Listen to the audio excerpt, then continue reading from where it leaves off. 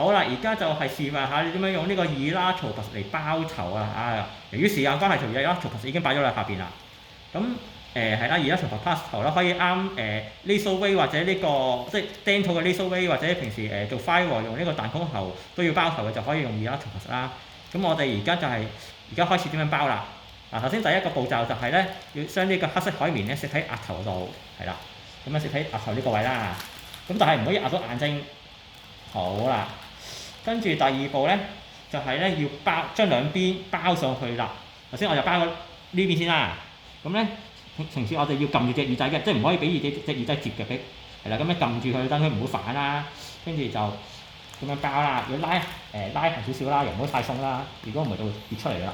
跟住我呢邊都係啦，要隻耳仔要係啦，接一接，即係唔可以俾佢接啦，咁樣啦。跟住就咁樣。係啦，好，跟住就黐靚佢啦，咁樣因為而家都好黐嘅。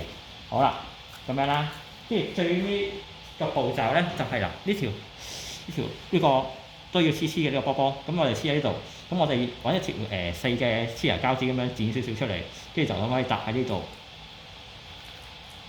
或者再長啲啦嚇，咁樣，總之唔好壓住眼啊，唔好壓住啲嘢啊，啲耳仔唔好反到就完成啦。